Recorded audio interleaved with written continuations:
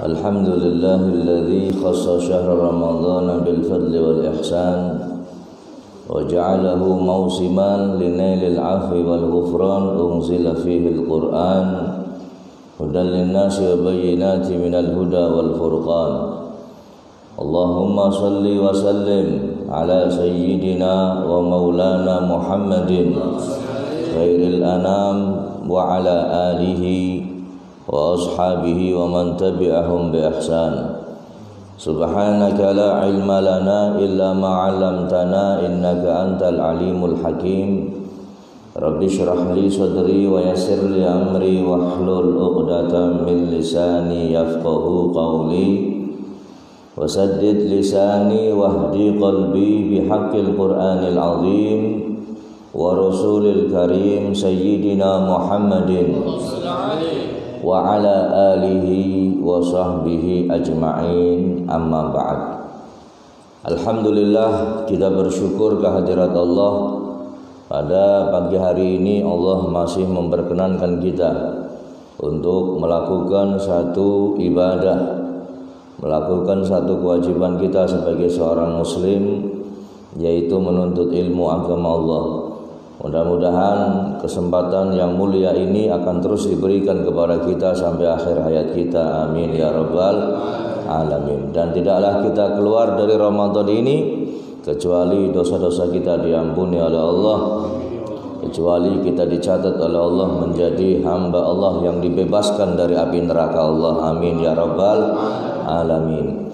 Salawat beserta salam semoga Allah curah limpahkan kepada junjungan kita Baginda Agung Nabi Muhammad sallallahu alaihi wasallam, juga kepada keluarganya, para sahabatnya serta pengikutnya sampai yaumil qiyamah. Hadirin hadirat kaum muslimin muslimat dimanapun antum berada, yang mudah-mudahan dirahmati dan diberkahi Allah. Jadwal kita pada pagi hari ini adalah membahas tafsir Al-Quran dan juga fikih.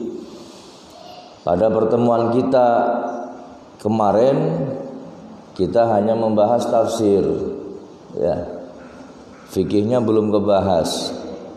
Maka pagi ini kita awali dengan kitab fikih, meneruskan pelajaran-pelajaran kita yang telah lalu. Nanti kemudian disusul dengan pelajaran tafsir. Mudah-mudahan manfaat. Allahumma amin ya rabbal alamin. Kitab fikih kemarin masih membahas tentang fikih puasa, sampai pada perbedaan antara niat puasa fardu dengan niat puasa sunnah. Puasa fardu atau puasa wajib dan puasa sunnah itu niatnya ada sedikit perbedaan. Kita sudah bahas kemarin. Kalau puasa fardu mulai ba'dal maghrib, ya, mulai terbenamnya matahari waktu maghrib sampai terbitnya fajar shadiq, fayajibu tabyid. Sedangkan niat puasa fardu atau wajib itu wajib dimalamkan. Artinya wajib dilakukan pada waktu malam hari. Mulai maghrib sampai terbit fajar shadiq itu namanya waktu malam. Namanya waktu malam. Jadi niatnya puasa fardu atau wajib itu harus di malam hari. Sedangkan puasa sunnah ini niatnya mulai terbenamnya matahari sama tapi sampai zawal. Zawal itu waktu duhur esok harinya. Ya. Fala yajibu tabyid, dan tidak wajib tabyid. Tidak wajib apa? Tabyid. Artinya boleh-boleh saja puasa sunnah niatnya pagi hari jam 9 dengan ketentuan belum makan sesuatu boleh. saya mau niat, saya mau puasa besok, cuman malam lupa nggak niat. Subuh, sholat subuh, tidur lagi, lupa nggak niat, kemudian jam 10 pagi bangun. Setelah jam 10, ya Allah, saya semalam belum niat puasa sunnah. Maka pagi hari boleh dilakukan niat puasa sunnah. Yang penting belum kemasukan apa-apa dari hal yang membatalkan puasa. Batas waktunya kapan? Sampai waktu zuhur, waktu zawal. Ketika matahari tergelincir ke arah barat, maka itu waktu akhir kita niat puasa sunnah. Kemudian ketika puasa fardu atau puasa wajib, itu wajib takyin, artinya wajib disebut nama puasanya. Saya mau puasa apa nih? Ramadan, harus ada kalimat Ramadannya ketika niat. Puasa nadar, harus ada kalimat nadarnya. Puasa kafaroh, harus ada kalimat kafarohnya. Kemudian kalau puasa sunnah, la yajibu ta'yin, gak wajib untuk ta'yin, illa in kana shaumu muaggatan, kecuali kalau puasanya puasa di waktu-waktu tertentu seperti Arafah, maka harus disebutkan niatnya, niat puasa Arafah. Kemudian perbedaan yang ketiga, la yajuzu ayyajma'a baina shaumin fardhaini fi yaumin wahid. Baina shaumi fardhaini fi yaumin wahid. Enggak boleh menggabungkan dua niat puasa fardu, enggak boleh. Misal saya punya kafaroh, harus puasa, wajib puasa kafaroh. Di satu sisi saya juga punya tanggungan utang puasa. Awis sisan belah, saya niat puasa kafaroh yang wajib dan niat puasa qadha. Puasa qadha juga dijadikan satu, nggak bisa. Kalau puasa wajib nggak bisa dijadikan satu. Tapi kalau puasa sunnah boleh. Oh, ini pas Senin, pas kebetulan Arafah. Arafah tanggal berapa? Tanggal 9 Dzulhijjah. Wah, pas hari Senin, hari Arafah. Saya niat dua-duanya, niat puasa Senin dan niat puasa. Boleh, dapat pahala semuanya, Paham ya? Ini perbedaan antara puasa yang wajib dan puasa sunnah. Wa yasihu ayyan wiya fi shaumin nafli ba'da tulu'il fajri walakin bi syartain. Sah berniat puasa sunnah setelah terbitnya fajar, akan tetapi dengan dua syarat. Perhatikan baik-baik. Kalau kita puasa sunnah, malam harinya lupa nggak niat, boleh setelah subuh kita niat puasa dengan dua syarat. Yang pertama, antakuna niyatu qabla zawal. Melakukan niatnya itu sebelum zawal, sebelum waktu masuk waktu zuhur.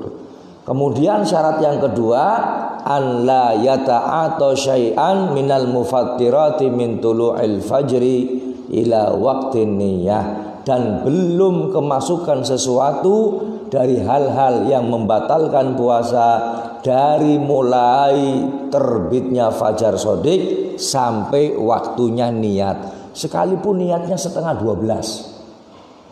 Yang penting belum kemasukan sesuatu. Niat setengah 12 sah. Yang penting belum masuk waktu zuhur. Pun ini masalah niat sholat, niat puasa sunnah. Akmalahun niyah, paling sempurnanya niat, an yatalafadha mustahdiran biqalbi. Sempurnanya niat yaitu melafatkan dengan menghadirkan hatinya. Apa kalimatnya? Nawaitu sauma ghadin an adai fardi syahri ramadhana li hadhihi sanati lillahi ta'ala. Ini sempurnanya. Nawaitu sauma ghadin an adai fardhi syahri Ramadhana. Ramadhana apa Ramadhani? Ya. Ramadhani bisa juga. Ya. Syahri Ramadhana, kalau pakai Ramadhana tambah lagi li hadhihi sanati lillahi ta'ala. Ini sempurnanya nih niat. Mas'alatun, ada beberapa masalah. Fi ayyi suratin yasihu shaumun nafli biniyatin ba'da tulu'il fajri ma'a tanawuli syai'in minal mufattirati qabla niyah. Dalam gambaran yang bagaimana, contohnya bagaimana supaya puasa sunnah itu sah, yang mana niatnya dilakukan setelah waktu fajar, tapi sudah makan, sudah kemasukan sesuatu yang membatalkan puasa.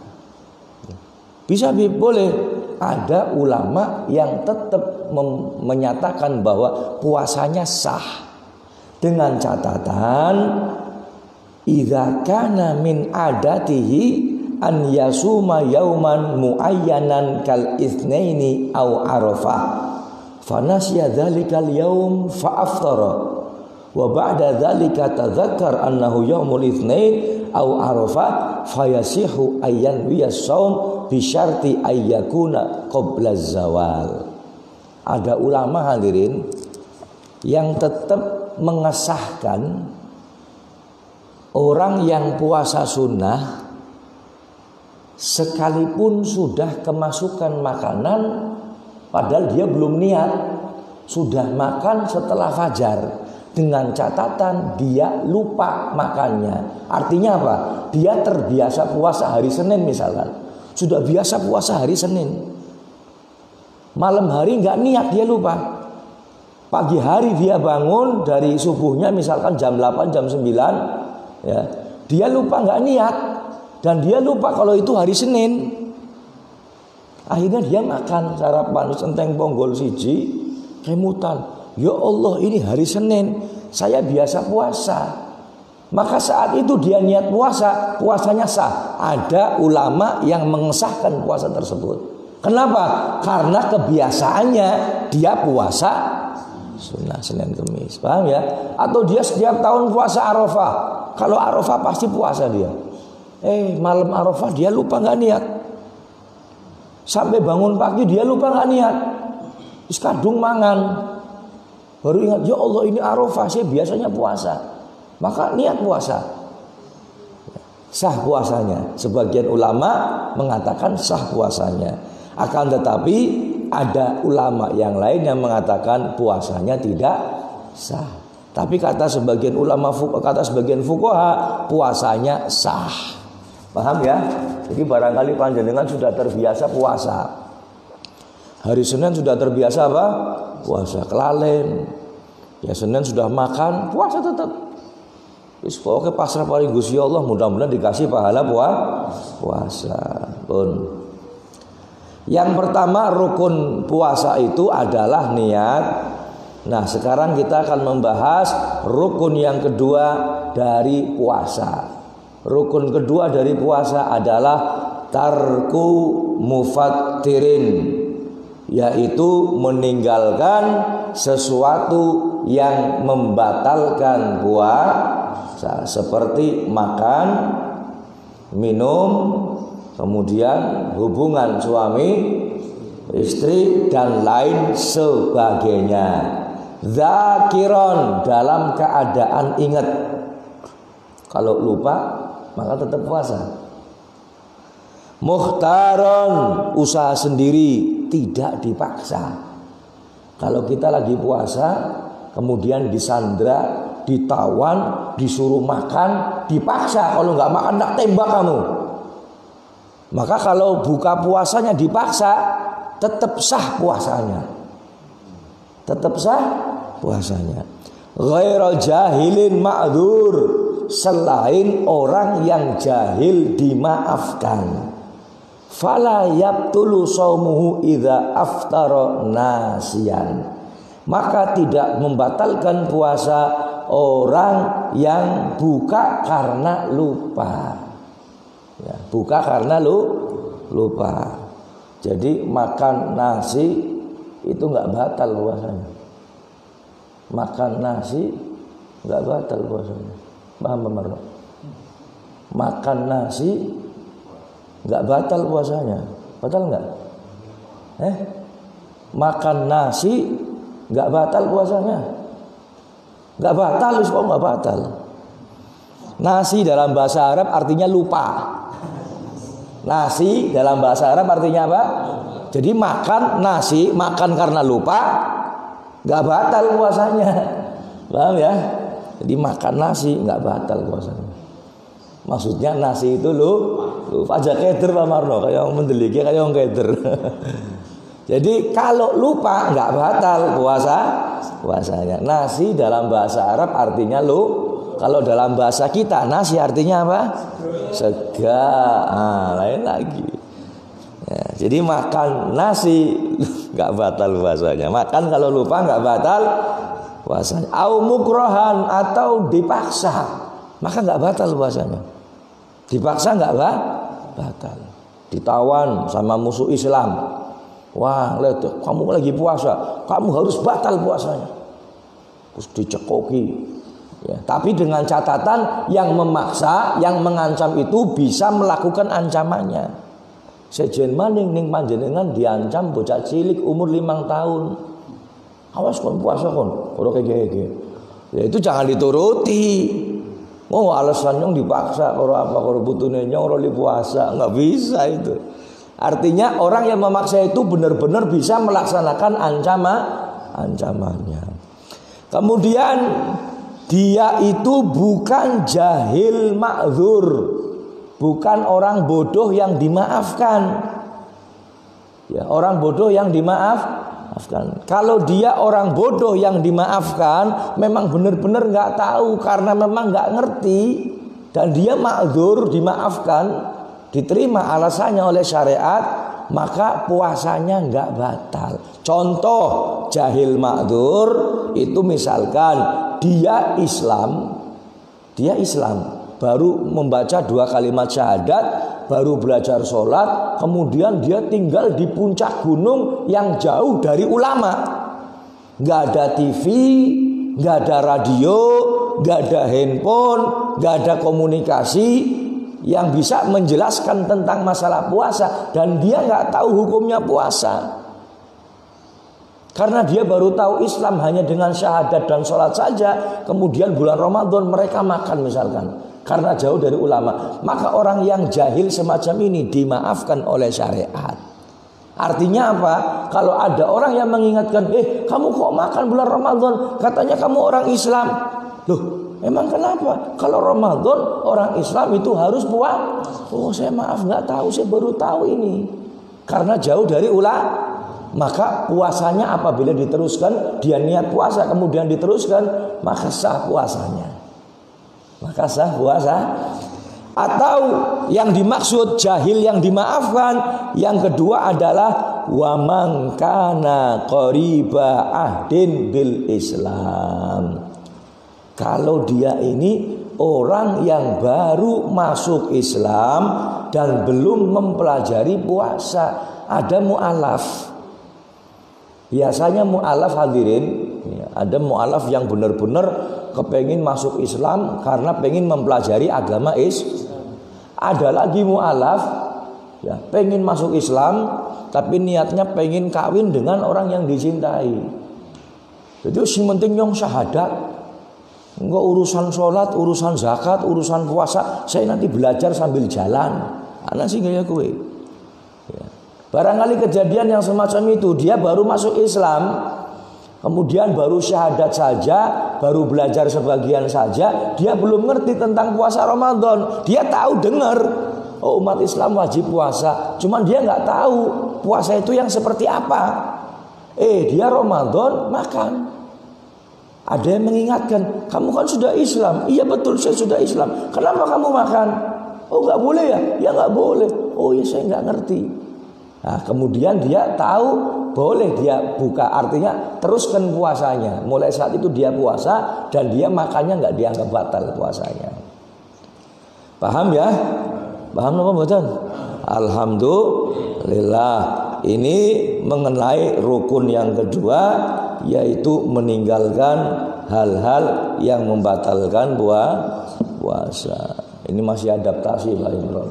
Mau lagi soror kayak dia Pak Imron ya. Berarti emang mungkin karena anak ponggol sing nyelek ya.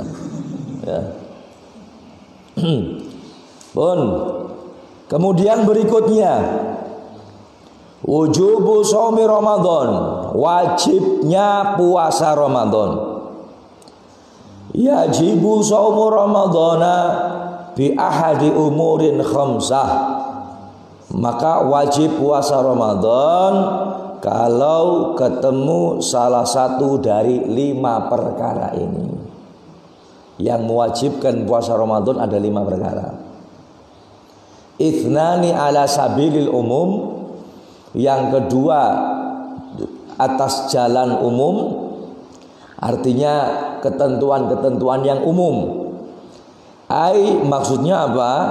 Yajibani alal jami' idza thabata dzalika indal qadhi. Maka 2 atas ketentuan atau kriteria yang umum ini, puasa ini wajib untuk semuanya. Untuk apa? Semuanya idza sabata dzalika indal qadhi, apabila sudah ditetapkan oleh hakim. Dalam hal ini di Indonesia ditetapkan oleh Kementerian Agama Republik Indonesia, artinya ditetapkan oleh pemerintah. Jadi begini hadirin, bolehlah kita melihat hilal, atau mungkin kita ngitung, ini Sya'ban sudah hari yang ke-30. Berarti mau nggak mau besok mesti puasa sudah. Tanpa melihat hilal pun, kalau Sya'bannya sudah 30, besoknya pasti puasa. Kenapa? Dalam kalender Islam tidak ada tanggal ke-31. Nggak ada. Dalam kalender Islam paling lama tanggalan atau 1 bulan itu 30 hari.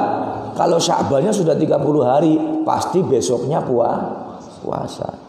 Kita ini hadirin meyakini itu, sudah menghitung benar ya. Kalau untuk diri kita pribadi puasa, silahkan puasa, nggak ada masalah. Cuman kalau untuk mengumumkan, untuk apa? Mengumumkan, maka kita nggak berhak untuk mengumumkan. Bahkan kata Habib Thohir, waktu kemarin kita orang ngaji bareng sama beliau, dari dulu kita sudah dengar dari beliau, sekalipun kita punya organisasi dan organisasi banyak masanya, organisasinya misalkan jutaan orang, mungkin separuh atau 3/4 penduduk Indonesia ini masuk organisasi kami misalkan, maka tetap tidak berhak untuk mengumumkan, apalagi menetapkan. Kalau mengumumkan kami sudah mengutus orang untuk ru'yatul hilal dan mereka bisa melihat hilal, ya, kalau mengumumkan melihat hilal itu nggak ada masalah. Tapi untuk menetapkan bahwa besok puasa atau hari ini puasa, ini kewajiban atau yang punya hak adalah pemerintah. Paham ya? Di zaman Nabi Muhammad pun demikian hadirin. Ada orang melihat hilal, sahabat melihat hilal, fulan melihat hilal, kemudian lapor kepada Nabi Muhammad. Ketika sudah lapor, siapa yang menetapkan? Nabi Muhammad, karena beliau pimpinan pemerintahan saat itu. Jadi yang berhak menetapkan adalah baginda agung Nabi Muhammad Shallallahu Alaihi Wasallam. Paham ya?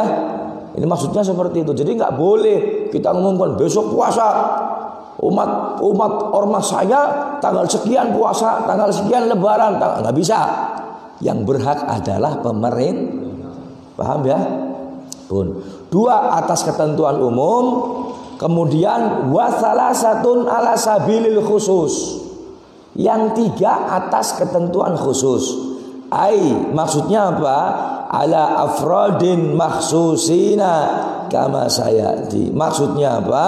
Perorangan yang khusus ini, orang-orang khusus ini maka boleh berpuasa sebagaimana yang nanti akan dijelaskan. Kita lanjutkan. Falladhi ala sabilil umum, maka masuknya bulan Ramadan, wajibnya puasa Ramadan atas kriteria umum. Ada berapa tadi? Kriteria umum ada berapa? Ada dua. Yang pertama, bistikmali sya'bana salasina yauman, dengan sempurnanya bulan Sya'ban 30 hari. Sumu liru'yati wa aftiru liru'yati. Puasalah kamu kalau melihatnya. Nyaya apa? Melihat apa? Hilal. Tahu hilal? Bulan sabit, bulan baru. Sumu liru'yati. Puasalah Ramadan kalau kamu melihat hilal. Wa aftiru liru'yati, dan bukalah, artinya selesailah puasa, masuk Idul Fitri kalau kamu melihat hilal. Kemudian dijelaskan sama Rasulullah, wa in ghaba alaikum, kalau tertutup hilalnya nggak bisa kelihatan. Kalau tertutup awan, tertutup apa saja nggak bisa kelihatan. Fa'akmilu iddata Sya'ban 30, maka sempurnakan bulan Sya'ban menjadi 30 hari. Kan ru'yah hilal kan tanggal 29 Sya'ban. 29 Sya'ban malamnya, masuk malam 30, ini ru'yatul hilal dideleng. Dan melihatnya harus dengan mata telanjang. Enggak boleh melihat dengan alat, sekalipun ada teleskop. Teleskop ini hanya untuk membantu saja, dideleng, bisa kelihatan. Teleskopnya disingkirkan, nggak kelihatan, nggak masuk hadirin, nggak masuk. Ya. Kalau seandainya nggak bisa dilihat, bulan Sya'ban sempurna 30 hari. Besoknya belum puasa berarti. Besoknya masih hari Sya'ban, masih bulan Sya'ban, masih belum puasa. Kemudian besoknya lagi sudah bisa dipastikan puasa karena Sya'bannya sudah genap 30 hari. Paham? Alhamdulillah. Ini atas jalan umum. Kalau atas jalan umum harus ditetapkan pemerintah. Kemudian yang kedua, biru'yatil hilal, dengan melihat hilal, bisyahadati adli syahadah, dengan kesaksian orang yang punya sifat adil syahadah. Orang yang punya sifat adil syahadah, artinya dia benar-benar bisa bisa dijadikan saksi. Ini adil syahadah hadirin, bukan untuk ru'yah hilal saja, tapi untuk saksi panjenengan dadi manten, ini pun harus adil syahadah. Aja sembarangan jugut uang lagi melakukan pinggir jalan, dul meneh kenapa jadi saksi? Oh enggak bisa hadirin. Cari yang adil syahadah. Adil syahadah yang seperti apa? Adil syahadah cirinya yaitu wa huwallazi tatawaffaru fihi syuruti syahadah, orang yang memenuhi syarat-syarat adil syahadah. Apa saja? Wahiyya ayyakuna dzakaron. Yang pertama laki-laki. Adil syahadah nggak bisa dari perempuan. Mohon maaf, perempuan nggak bisa untuk jadi saksi. Ya. Kemudian yang kedua, hurron, orang itu merdeka, bukan budak. Sebab kalau budak hadirin pasti harus nurut sama majikan. Ning sing deleng budak karena nurut karo majikan, kon nurut boleh. Yang orang nurut, wis kon gak ngomong beweruh, wis ende cepet puasa. Jadi dagangan sarungan yang payu misalnya gitu. Nah, mesti budak akan nurut sama makanya saksi nggak boleh dari budak, harus merdeka. Kemudian yang ketiga rosyidan, yang ketiga itu pinter, ya, bijak, layak, ya, ingatannya kuat. Jadi bijak orangnya, bukan wong sing lambiar. Ana wong sing lambiar, ada orang yang lambiar. Ini dimen duit, tuh bisa ngomong. Ini orang dimen duit ngomongin lambiar, mung lantur misalkan. Maka orang seperti ini nggak bisa jadi saksi untuk melihat hilal. Yang keempat, zamuru'atin. Orang itu punya muru'ah, punya marwah. Tahu marwah? Punya kehormatan. Punya apa? Punya kehormatan. Bukan orang yang hina, bukan orang yang senenge apa istilahnya, minta-minta. Ya, ada orang yang nggak punya marwah, padahal dia punya, padahal dia bisa untuk makan, tapi memang wataknya watak minta-minta. Ini nggak punya kehormatan hadirin. Ya. Kemudian yaqidun, cermat, benar-benar cermat. Dia melihat, benar-benar tahu, bisa membedakan mana hilal, mana bukan. Ya. Kemudian natiqon, bisa ngomong, anak wong sing ngomong gagap pipen kono hilal nggak bisa ngomong, jangan ini, jangan jadi saksi. Sami'an, bisa basiron, bisa melihat. Walam yartakib kabirah, tidak pernah melakukan dosa besar. Ya, apalagi cari saksi buat nikah, tidak pernah melakukan dosa besar, nggak pernah syirik, nggak pernah apalagi zina, nggak pernah riba, nggak pernah ini, nggak pernah melakukan dosa walam yusirra ala saghirah, tidak terus menerus melakukan dosa kecil. Oh, dia melakukan nggak pernah dosa besar, tapi dosa kecil terus menerus. Bagaimana? Jangan jadi saksi. Ya. Au asarra ala saghirah wa ghalabat ta'atu ala ma'asi. Oke lah, dia pernah melakukan dosa kecil, nggak ada masalah, tapi nggak banyak. Sekiranya apa? Ketaatannya lebih besar, lebih banyak daripada dosa, maka orang ini boleh jadi saksi. Apa? Taatnya lebih banyak daripada dosanya. Paham ya? Ini masuknya Ramadan dengan kriteria umum. Jadi kalau sudah sempurna 30 hari Sya'bannya, atau ada orang yang melihat hilal, ya ada orang yang melihat hilal, cukup satu orang saja hadirin. Untuk melihat hilal masuknya Ramadan cukup satu saksi, nggak perlu dua. Kecuali kalau keluarnya Ramadan masuk Idul Fitri, itu harus 2 orang. Kalau masuknya Ramadan cukup satu orang melihat, orangnya punya kriteria ini, maka pemerintah mengumumkan, ngomong depan Kementerian Agama, wahai Bapak Kemenak, demi Allah, saya Fulan bin Fulan tinggal di tempat ini, umurnya sekian. Demi Allah, saya melihat hilal di ufuk sebelah sana dengan derajat sekian. Disumpah, sumpah, diumumkan. Kaum muslimin besok puasa. Yang mengumumkan siapa? Yang ngumumin siapa? Pemerintah. Saksinya cuma menyampaikan saja dan sumpah di hadapan hakim, di hadapan qadhi, di hadapan pemerintah. Yang umumkan pemerintah. Paham ya? Ini atas jalan umum. Mudah-mudahan manfaat. Wallahu a'lam. Insyaallah kita akan lanjutkan tentang fikih puasa ini besok pagi. Kita lanjutkan sedikit hadirin tentang tafsir Yasin. Tentang tafsir Yasin. Kemarin kita sudah menjelaskan tentang keutamaan membaca surat Yasin. Barang siapa yang dibaca itu Yasin di pagi hari, ya, maka akan diberi keamanan sampai sore hari. Dan siapapun yang membaca Yasin ini atau fussirat, menafsirkan Yasin, mudah-mudahan seperti kita pada pagi hari ini, maka rafa'allahu ta'ala anhumul bala, akan diangkat bala, akan diangkat musibah, akan diangkat paceklik, akan diangkat ta'un, wabah, amrod, penyakit-penyakit akan diangkat oleh Allah. Allahumma amin ya rabbal. Mudah-mudahan berkahnya surat Yasin. Allahumma amin ya rabbal alamin. Kemarin juga kita jelaskan, kalau yang membaca orang yang takut, orang yang apa?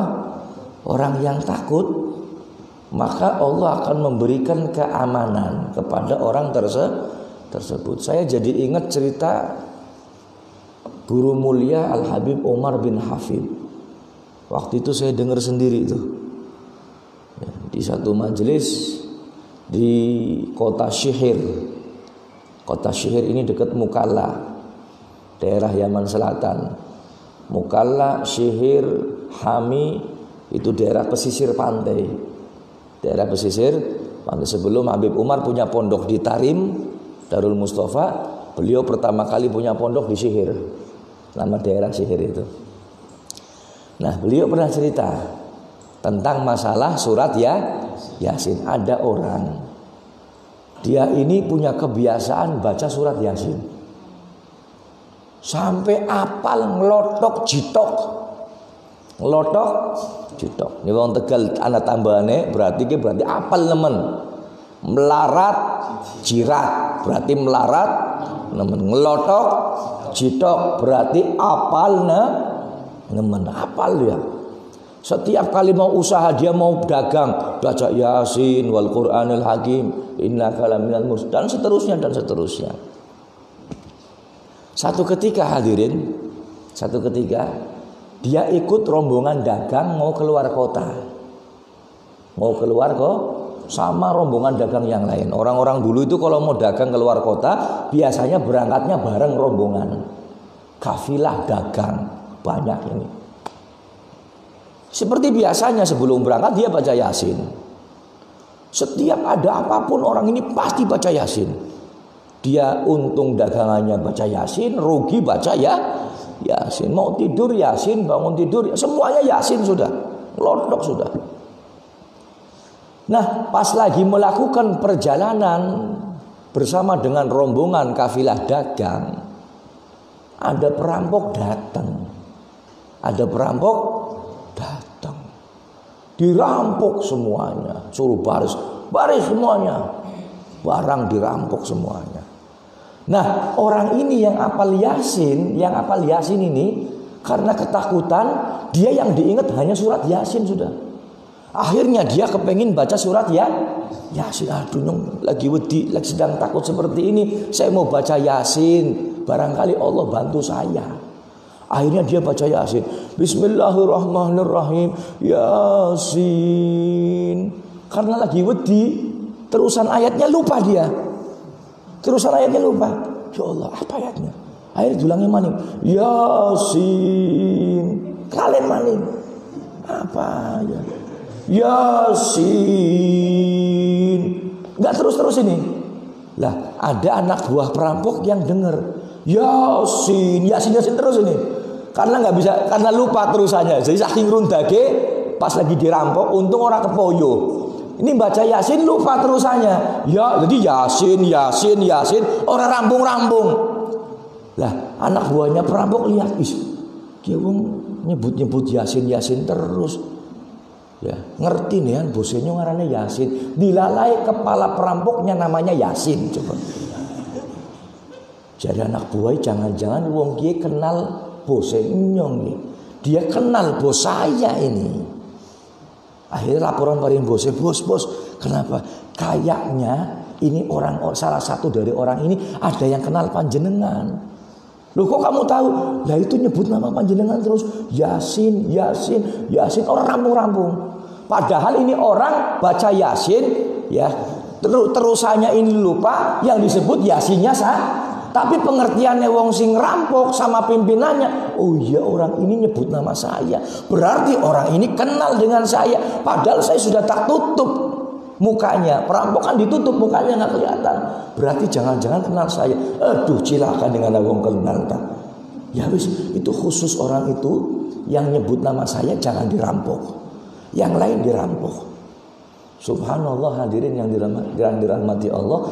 Ini orang yang apal Yasin, yang mau baca Yasin, ya lupa terusannya ayat. Subhanallah, nggak ikut dirampok, selamat hartanya, selamat dagangannya gara-gara Yasin. Padahal lagi kelalen gue. Yasin apa ya? Yasin. Saking wedine kelalen. Selamat hadirin. Loh, makanya jangan macam-macam, baca Yasin. Ya, baca surat ya. Yasin insyaallah selamat dunia akhirat. Allahumma. Bib, kalau ada ya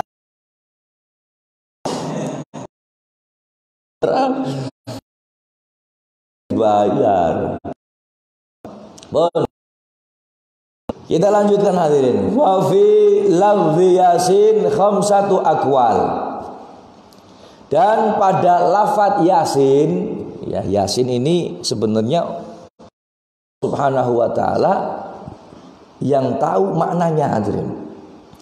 Karena ulama mengatakan, sebagian ulama mengatakan Yasin ini termasuk ayat mutasyabihat.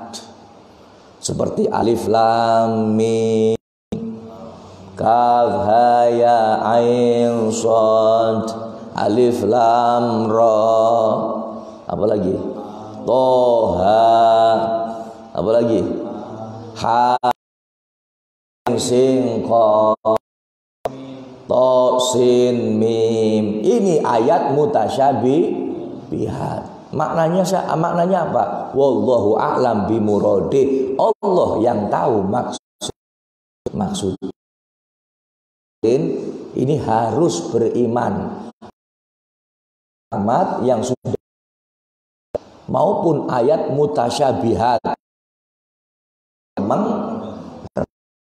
apa semuanya turun dari Allah Subhanahu wa taala. Pun mau artinya apa saja, yang penting itu firman Allah Subhanahu wa taala. Akan tetapi hadirin, ya ulama ini ada yang mengatakan tafsir Yasin ini ada 5 pendapat. Mufassirin, sebagian orang-orang ahli tafsir, Yasin ini maksudnya ya insan wahai manusia. Di sini siapa maksudnya? Muhammad. Jadi yain. Alasannya apa? Wa adatul annahum ya'khuduna min kulli kalimatin harf talaffazuna wa ya'khuduna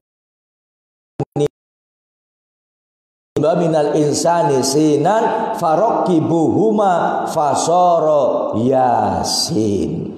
Jadi kebiasaan orang Arab, dan saya kira kebiasaan semua orang di dunia, termasuk di Tegal dan di Indonesia, ya cuman kalau kebiasaan orang Arab ini biasanya mengambil setiap kalimat ini dijadikan satu. Maksudnya disingkat. Adatnya orang Arab ini biasanya satu kalimat dijadikan satu huruf kemudian dilafadzkan. Jadi mengambil yakni ya insan, ya disingkat, ya kan ada ya disingkat ya tok, enggak ada. Insan diambil huruf sin. Insan disingkat ya nida jadi ya saja, terus insan jadi sin.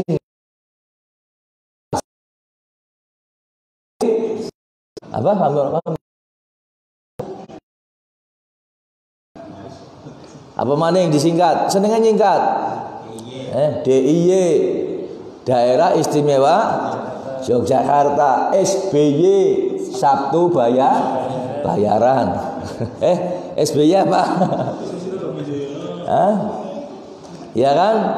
Senengnya dising HRS Harso Habib Rizik Sihab, ya kan? AHY ya.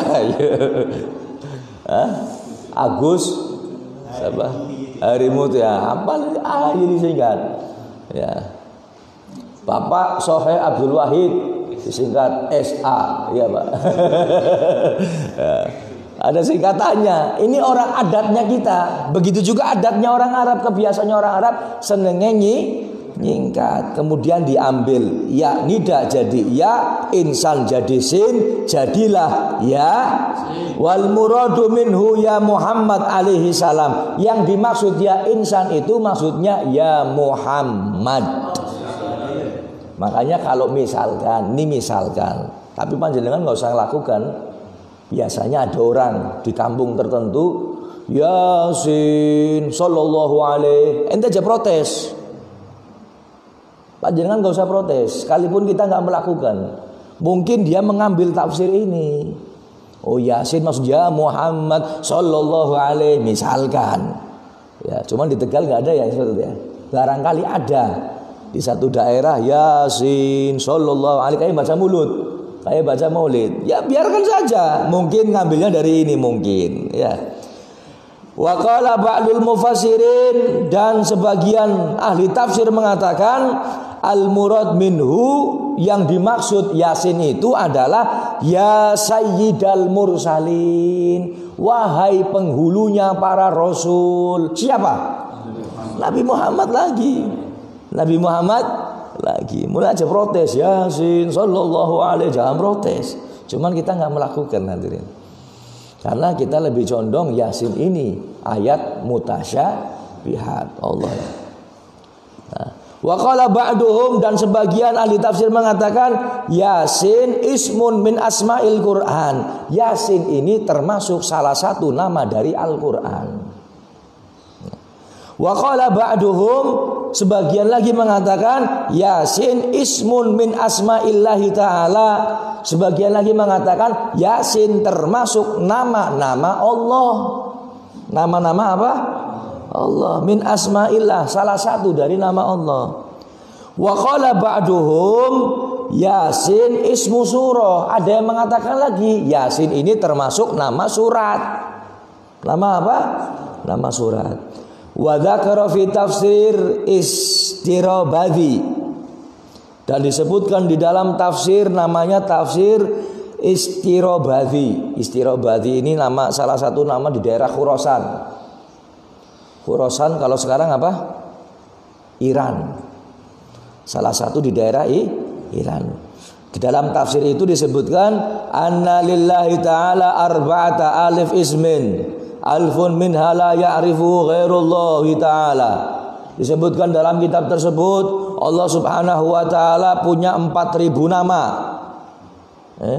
Punya berapa? 4.000 nama. Yang 1.000 nggak ada yang tahu kecuali Allah. Wa alfun minha la ya'rifuhu ghairul malaika. Yang 1.000 lagi nggak ada yang tahu kecuali malaikat. Wa alfun fil lauhil mahfud, dan yang 1.000 ada di lauhil mahfud. Wa salasatu mi'atin fi Taurat, 300 di Taurat. Berapa berarti? 3.300. Wa salasu mi'atin fil Injil, 300 di Injil. 3.006 Wa salasu mi'atin fi Zabur, 300 lagi di Zabur. 3.900. Wa mi'atun minha fil Quran, dan 100 di antaranya nama Allah itu ada dalam Al-Quran. Tis'atun wa tis'una dhahiratun, yang 99 ini nampak, bisa diketahui, bukan rahasia, yang disebut dengan Asmaul Husna. Wa wahidun minha khafiyun, dan yang satu tersembunyi rahasia.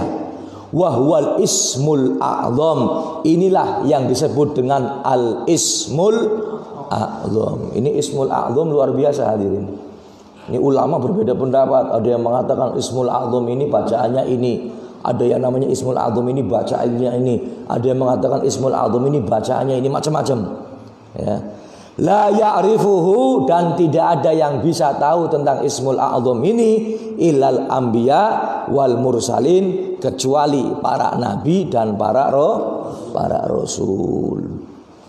Ala siratim mustaqim Yasin wal Qur'anil Hakim. Yasin wal Qur'anil Hakim, Allah sumpah demi Al-Qur'an Al-Hakim yang menjadi petunjuk, yang memuat hukum-hukum Al-Qur'an.